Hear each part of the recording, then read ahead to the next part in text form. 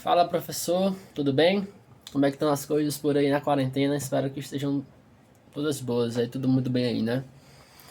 Então, vamos falar agora um pouco sobre o humanismo secular, que vai ser o tema que vai ser abordado aqui, a cosmovisão que vai ser discutida para a conclusão da disciplina do semestre.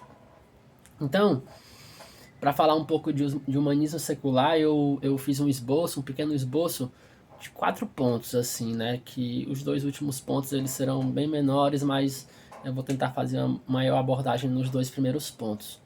O primeiro ponto vai ser a origem e o conceito do humanismo e qual a diferença do humanismo para o humanismo secular.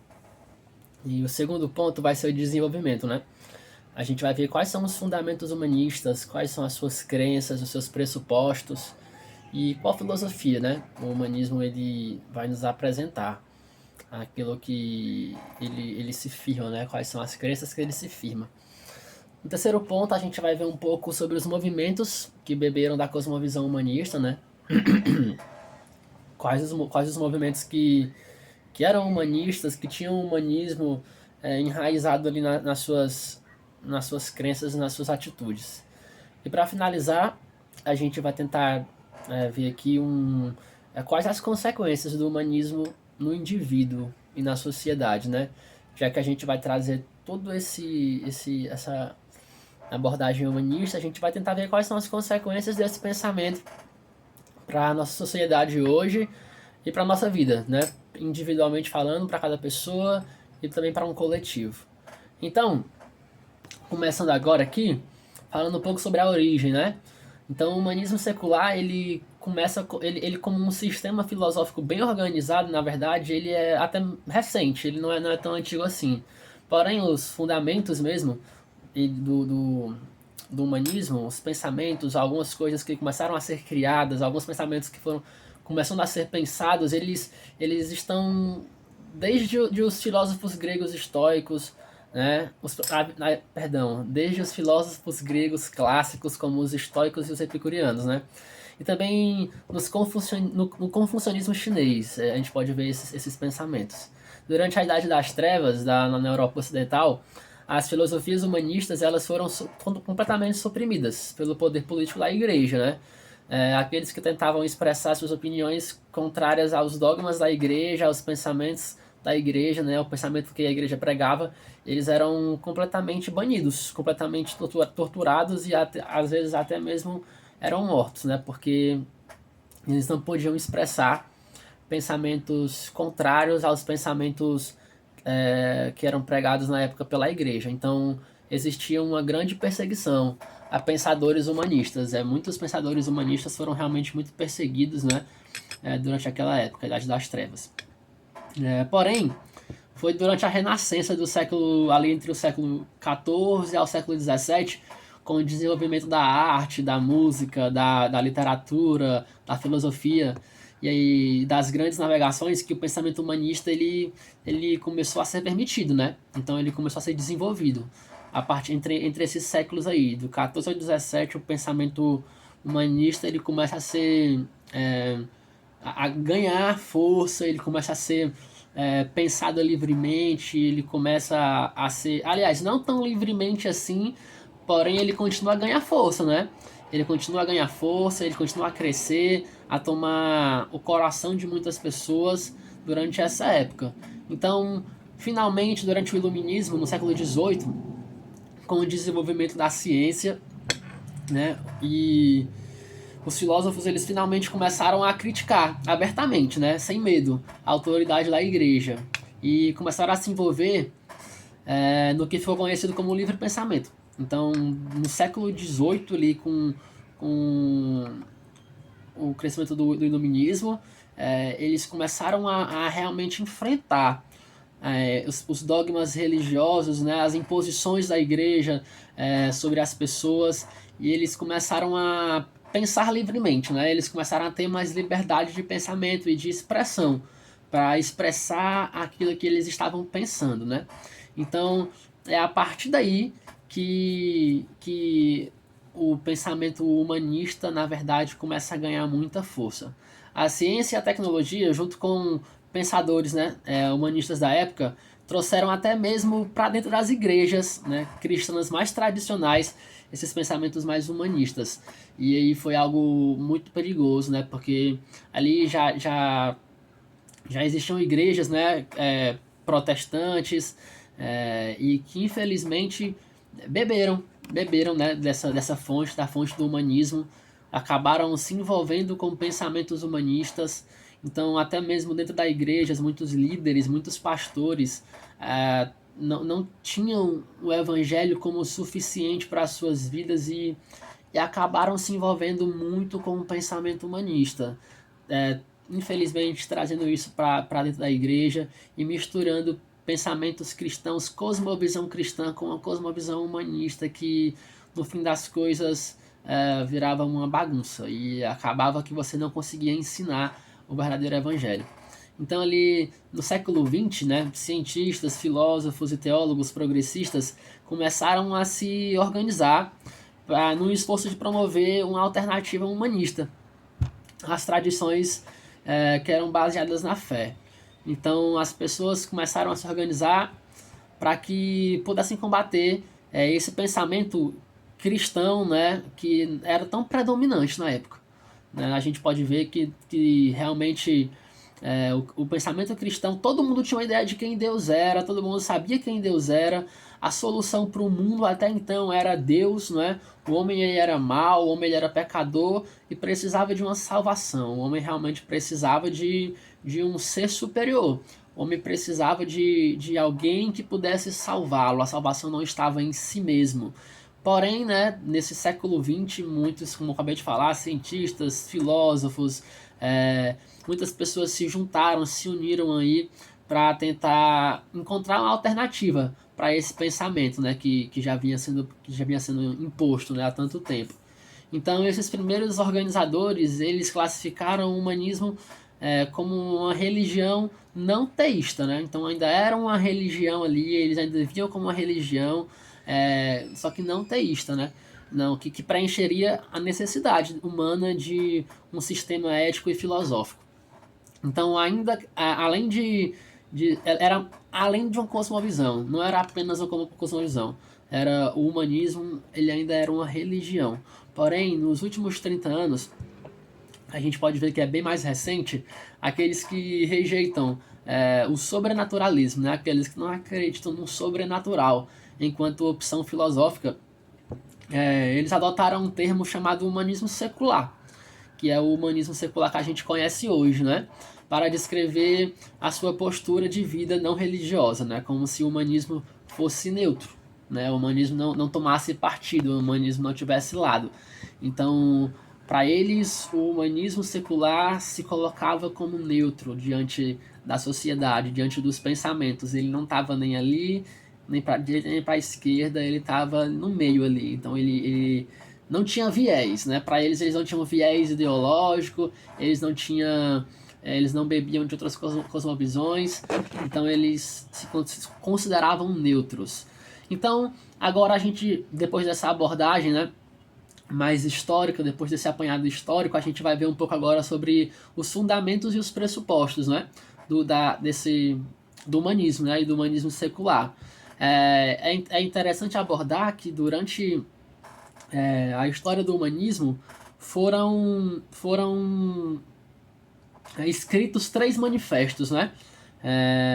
Manifestos humanistas, que o primeiro foi escrito em 1933, o segundo foi escrito 40 anos depois, em 1973, e o terceiro é bem mais recente, que foi escrito em 2000, né? Foi escrito em 2000. Então, a gente vai começar um pouco agora falando sobre isso, né? Sobre os fundamentos e os pressupostos do humanismo. E, para começar, a gente vai ler uma citação do Manifesto Humanista de 1933, né? Manifesto Humanista primeiro, que vai dizer o seguinte: o homem finalmente está se tornando consciente que ele somente é responsável pela realização do mundo de seus sonhos, que tem dentro de si mesmo o poder para alcançar esses sonhos. Ele precisa aplicar inteligência e disposição para cumprir a tarefa, né? Então, a gente pode ver aqui claramente nessa primeira citação do Manifesto Humanista primeiro que o homem ele não precisava de ninguém ou nada além dele mesmo para poder sonhar e através dele mesmo realizar os seus próprios sonhos, né? Então, o homem ele passou a ser dono de si. O homem não mais precisava de Deus. O homem acabou de excluir Deus e acaba se tornando completamente autônomo, né? Essa busca por autonomia, essa busca por liberdade que o homem busca, e eles dizem que o humanismo é isso que é ali por ali que ele encontra, né? Então o Manifesto Humanista primeiro descreve a vida como ela deveria ser. Então 40 anos mais tarde, já no segundo manifesto, né, humanista, continuou esta visão de acordo com o futuro que o humanismo desejava, né, ou que o humanismo almejava. E a segunda citação vai dizer o seguinte, né? Também exortamos o uso da razão e da compaixão para produzir o tipo de mundo que queremos. Um mundo em que a paz, a prosperidade, a liberdade e felicidade são amplamente compartilhados. Comprometimento com toda a humanidade é o mais elevado comprometimento que somos capazes de fazer. Isto isto transcende as estreitas fidelidades com igreja, Estado, partido, classe ou etnia, em direção a uma visão mais ampla da potencialidade humana. Perdão. Que objetivo mais ousado para a humanidade do que cada pessoa se tornar, tanto em ideal como na prática, um cidadão de uma comunidade mundial. Então, a gente acaba de ver aqui também que outras ideias, né, para o futuro são postas aqui, como o humanismo descreve. Primeiro, eles sonham com a perfeição, né? A gente pode ver que eles sonham com a perfeição de uma comunidade mundial. Ele acaba dizendo que as pessoas deveriam se tornar cidadãos de uma comunidade mundial, né? Que a gente pode ver que cada homem em si ele tem uma potencialidade. Então, os homens, eles, como o cristianismo vai dizer, que o homem ele é morto em seus delitos e pecados e que sem Deus ele nada pode fazer. Já que não, aqui a gente vai ver que o humanismo pregava que o ser humano ele tinha um potencial para alcançar aquilo que ele almejava, para sonhar e realizar os seus sonhos por meio de si mesmos. E que um ponto muito importante para que o humanismo pregava era o comprometimento com todo, né? Com a sociedade. Né? Então, o humanismo ele realmente olha para o homem. O humanismo ele olha de maneira horizontal. A vida humanista é uma vida horizontal, sem nenhum tipo de olhar vertical. Então, tudo que você faz é para cá, com um fim último para essa vida. A gente vai ver um pouco mais adiante que eles acreditam que tudo é matéria, né? Eles consomem muito do darwinismo. Então, tudo é matéria, tudo morre depois que a gente passa por isso aqui. Então, para eles, tudo tem que ser feito agora, no hoje, no agora, né? Então, vamos agora para alguns pressupostos do humanismo, né? O humanismo, ele vai beber muito de um pressuposto ateísta, né? O ateísmo, ele está muito, muito, muito presente no humanismo. Inclusive, é o que mais se vê, né? Não há dúvidas, né, que a pressuposição subjacente do humanismo secular é o ateísmo, né? De fato, ele está ali muito presente. Essa crença de que Deus não existe, né? De que Deus está morto, de que Deus ele é uma invenção de pessoas, né? E algumas citações, algumas citações no manifesto vão deixar isso claro, né? Por exemplo, né? O manifesto primeiro vai dizer o seguinte: estamos convencidos que o tempo para o deísmo e o modernismo já passou, né? E se a gente for colocar isso em outras palavras, tem que ser extinta a crença que existe um Deus pessoal, e o deísmo, que isso seria o teísmo. O deísmo seria a crença que um Deus existe e que esse Deus não é envolvido com a criação, com a natureza. E o fim do modernismo também, né, a extinção do modernismo, que seria a crença que os ensinos da igreja devem ser definidos à luz das descobertas científicas, né? Então, para eles, Deus não existe, para eles, Deus está morto, Deus tem que ser, esse pensamento criado, né? Tem que ser extinto da sociedade, né? Para eles é prejudicial o fato de você imaginar um Deus para si, né? Porque não existe, para eles não existem, para a cosmovisão humanista não existe um ser superior. E além disso, né, o segundo manifesto, né, o Manifesto Humanista Segundo, vai falar o seguinte, né, ele declara enfaticamente o seguinte: achamos insuficientes as evidências para a crença na existência de um sobrenatural. O sobrenatural não tem significado algum ou é irrelevante para a questão da sobrevivência e realização da espécie humana. Como não teístas, começamos com os humanos, não com Deus, com a natureza, não com a divindade. Isso aqui é muito pesado, né? A gente, como cristãos, ouvir isso, né? Você vê que tem pessoas que pensam dessa maneira. E eu vou até reler essa última frase que diz o seguinte, né? Como não teístas, começamos com humanos, não com Deus, com a natureza e não com a divindade. Então, mais uma vez, como eu disse um pouco antes, né, para eles tudo é matéria, né? Tudo é fruto de uma evolução, tudo é fruto de uma explosão e tudo evoluiu e não existia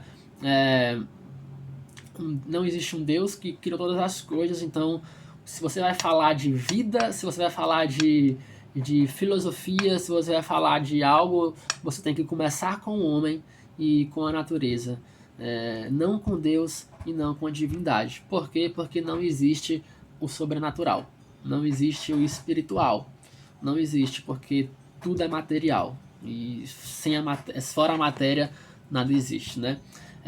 Corliss Lemont, né, que ele é um pensador muito importante do humanismo, ele escreveu um livro chamado A Filosofia do Humanismo e ele faz a seguinte afirmação, né? O humanismo considera todas as formas do sobrenatural como mitos. Ou seja, eles acreditavam que Deus ele era um mito, né? Tipo assim, era uma história que alguém criou um dia porque pessoas não sabiam como pensar, não sabiam como se portar, por causa de alguns anseios do seu coração, e para suprir esses anseios, esses medos, eles criaram mitos para se apegarem, né? Então Deus era um mito criado, que essa história foi sendo contada durante muito tempo, muitos séculos, e a história toda e ganhou essa proporção. Então para eles toda forma de sobrenatural era mitológica, né? É o que vai dizer Corliss Lemont.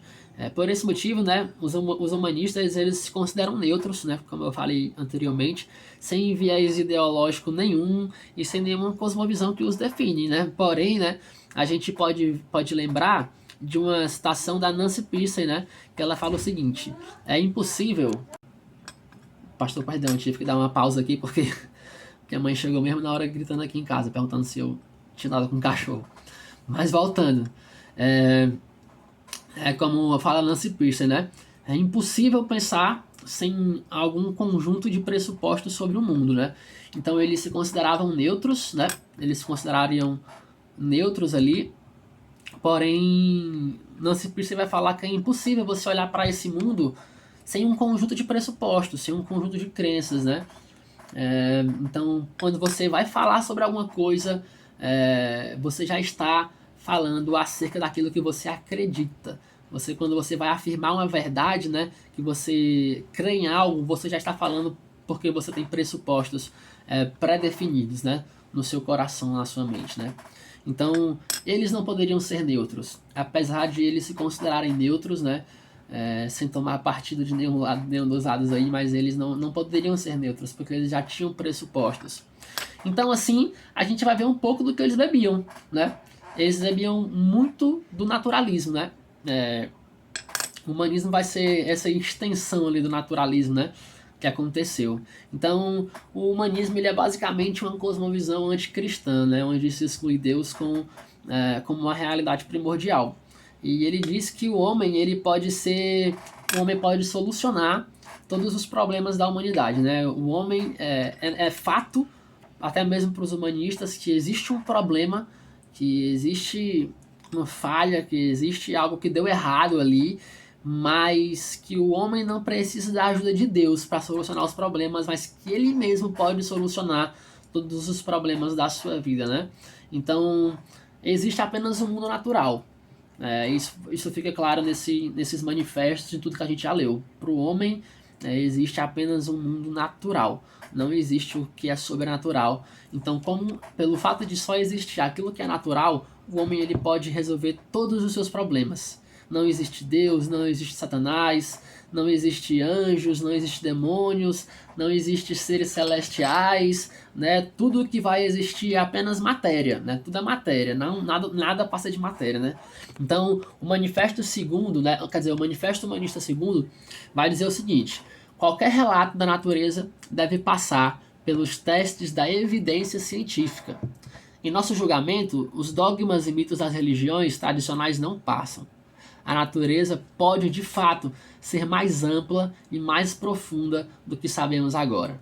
Entretanto, qualquer nova descoberta somente irá ampliar o nosso conhecimento do mundo natural. Né? Ou seja, né, o que isso quer dizer, né? Eles não acreditam no sobrenatural, porque o sobrenatural ele não pode ser observado e ele também não pode ser estudado, né, mensurado ali como um método científico. Né? A gente não pode colocar ali o que é sobrenatural, o que é palpável e começar a estudar sobre ele, a envolvê-lo na ciência. Então, por esse fato, por não haver uma comprovação científica, né, para eles aquilo que é sobrenatural, a fé num Deus criador, não pode ser verdadeira, porque ela não pode ser comprovada dentro de um laboratório científico, né? Então, é por isso que eles bebem muito, né? Dessa fonte de Darwin. Eles bebem muito de Darwin, porque Darwin era pregou o evolucionismo, então eles vão crer que tudo tem que ser provado cientificamente, né? Então tudo é matéria, e logo eles também não acreditariam na alma, né? Na alma do ser humano, né? Que o ser humano tem uma alma. E até mesmo os pensamentos para eles eram extensões, né, da matéria. Para eles, o nosso cérebro ele pode ser, né, estudado. Você pode pegar um cérebro e na ciência estudá-lo, ele é palpável e tal. Porém, você não pode. Porém, para eles, aliás, os pensamentos não é algo além da materialidade, mas seria apenas uma manifestação do nosso cérebro, né? É isso que eles acreditam. Então, tudo tem que ser estudado cientificamente, né? Então, a negação do sobrenatural, logicamente, vai acabar culminando numa negação de um céu e de um inferno, né? Já que não existe um Deus, não existe propósito na vida humana, e não existindo propósito, né, logicamente não vai existir um céu e um inferno, né? Como é dito até mesmo nos manifestos, eles têm uma citação que diz o seguinte, né? Não há possibilidade que a consciência humana, com a sua memória e conhecimento da autoidentidade intactos para sobreviver ao choque da desintegração da morte. O corpo e personalidade vivem juntos. Eles crescem juntos e morrem juntos. Então, para ele, a pessoa nasce como matéria, se desenvolve como matéria, evolui como matéria e ela morre como matéria. E depois da morte, tudo que foi vivido se esquece, né? Do que foi vivido acabou. Não existe vida após a morte, então nada tem significado. Você nasce, cresce, trabalha, ama, estuda, e no final você morre e tudo é matéria e a matéria se desintegra e acabou, né? Não tem propósito. A vida para o humanista é isso. Então, isso vai acabar gerando muitos problemas, né? Dentro de uma cosmovisão, né? Então, o Manifesto Humanista II vai dizer outra coisa. Ele vai dizer o seguinte: as promessas de salvação imortal ou o temor da condenação eterna, eles são ilusórios e prejudiciais. Não existe evidência confiável que a vida sobrevive à morte do corpo, né? Então, o humanismo está completamente focado na vida presente, né? Porque é tudo que se tem. Tudo que o humanismo tem é o hoje, o agora. É, não existe uma vida eterna, não existe uma eternidade para ser vivida, então para eles tudo tem que ser feito agora, hoje, já, para que o ser humano alcance o sucesso, né? Porque é tudo que eles têm, é o hoje, né? Então, para eles, uma promessa de salvação é prejudicial, porque é como se fosse algo ilusório para eles, uma mentira para eles, né? Então, a pergunta que a gente deve fazer diante de tudo isso seria, diante desses pressupostos, como nós devemos nos comportar, né? Qual seria a nossa ética? Já que tudo é matéria, nós não temos significados, não existe um Deus moral, não existe um ser superior que cria todas as coisas. Então, o que seria de nós, né? O que é certo e o que é errado? Já que não existe nenhum bom, nenhum ruim, as coisas são neutras, porque tudo é matéria, não existe moralidade. Então, como nós devemos julgar as coisas, né? Essa é a grande pergunta, e aí é onde a gente vai ver um pouco sobre a ética, né? A ética do humanismo. E a ética do humanismo vai falar sobre relativismo moral, né? Eles são completamente relativistas, né? Os seres humanos, né, que eles evoluíram ao longo de milhões de anos, é o que Darwin vai falar, o que eles vão acreditar, e eles citam no manifesto segundo o seguinte, né, a ciência afirma que a espécie humana surgiu a partir de forças revolucionárias naturais, né? Então, com o passar do tempo, a gente ganha vida a partir de matéria inanimada, nós desenvolvemos o pensamento e acabamos nos tornando progressivamente mais avançados. Então, o homem ele passa por esse processo de progressão, de evolução, né? A partir de uma matéria inanimada, né? Então, o homem ele cresce nesse processo evolucionista, né? Então, outros apontam não para a nossa cultura, mas para nossos corpos, né? A suposição é que a evolução ela produziu o corpo humano e que também ela precisa ser produzido e que também produziu crenças, né? Na nossa evolução o ser humano com a vida, né, que ele foi tendo durante o processo evolutivo, ele foi descobrindo aquilo que era bom, aquilo que era mal e foi começando a desenvolver crenças e a desenvolver os seus comportamentos éticos, né? Então essa é uma ideia muito popular hoje. Por exemplo, no meio humanista é que os nossos genes é que eles nos fazem praticar o bem e o mal. Então nós somos robôs, basicamente, né? Que somos já esqueci a palavra agora. Programados, né, pelos nossos genes, e os genes é que comandam todas as coisas ali, para saber se nós vamos fazer aquilo que é bom ou aquilo que é mal. Então os genes vão definir nossas atitudes, boas ou más, né? Logo, como tudo é matéria e evolução, não existe uma ética exterior, né? É neutro, tudo é zerado. Quando você nasce, você nasce do zero, é vazio, né? Você não é nem bom nem mal, e aí você vai ter que ver o que você é depois, né?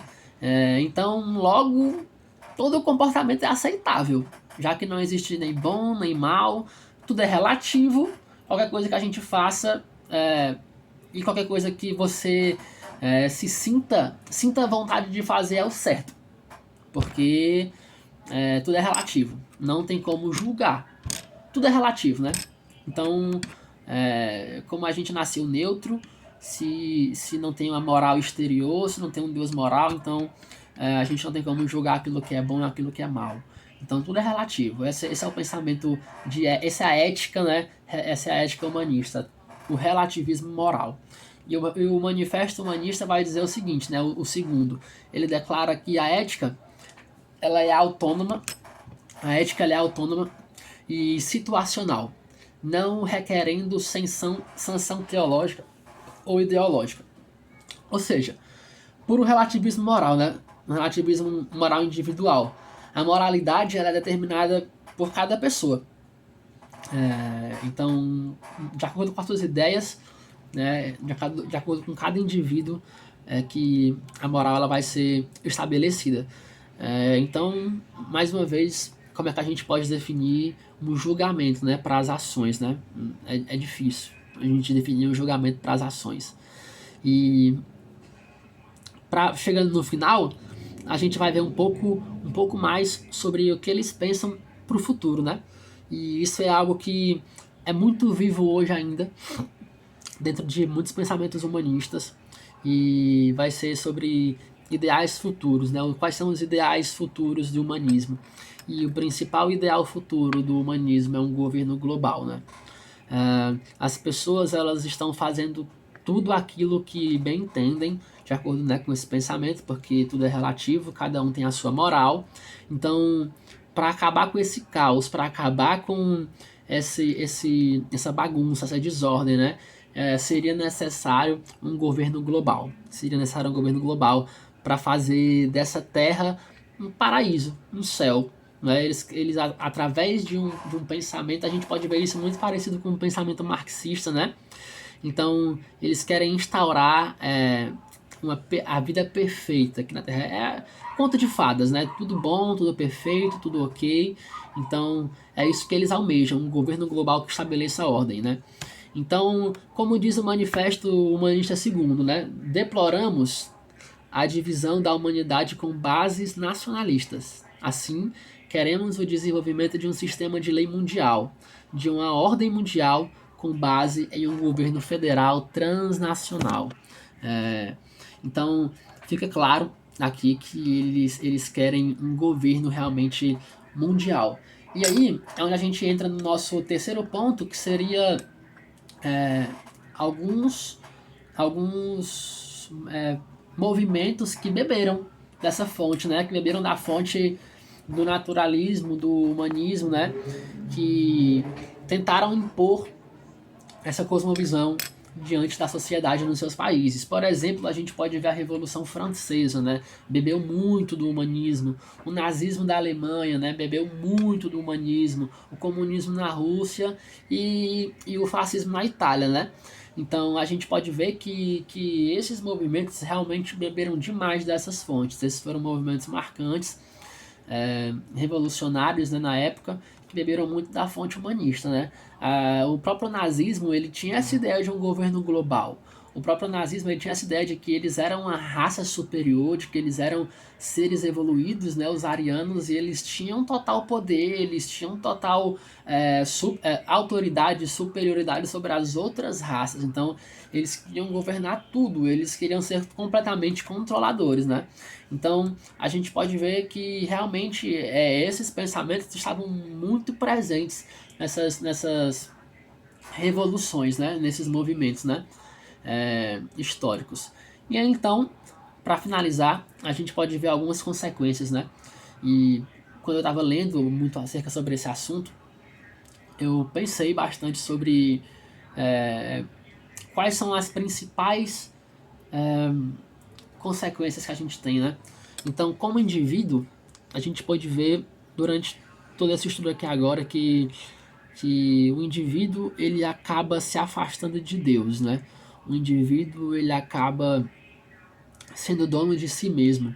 O homem ele busca por autonomia, né? O homem ele busca por liberdade. Ele quer fugir de Deus, né? E ele tenta encontrar salvação por meio de seus atos, achando que por meio daquilo que ele faz, o homem agora é um ser superior. O homem agora ele tem completamente total destaque sobre toda a criação e ele é dono de si. Então ele não precisa de um Deus e ele busca viver por si mesmo. A gente vê isso hoje mesmo dentro das igrejas, né? A teologia do coaching fala que o homem não é tão mal assim, o homem ele é bonzinho, que o problema não é o pecado, mas, né? Então, a gente vê que, infelizmente, hoje em dia, esse pensamento ainda está muito presente até mesmo dentro das igrejas, né? Então, essa é uma consequência não somente individual, mas também coletiva, de as pessoas se perdendo para longe do seu Deus. As pessoas estão caminhando para longe do seu Deus. As pessoas elas estão indo para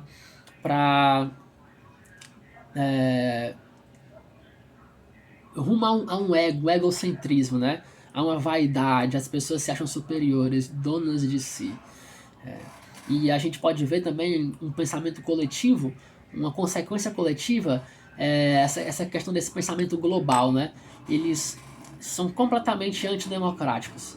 eles pintam uma, entre aspas, democracia de que as coisas têm que ser bonitinhas para todo mundo, todas as pessoas são iguais, cada um tem liberdade de pensamento.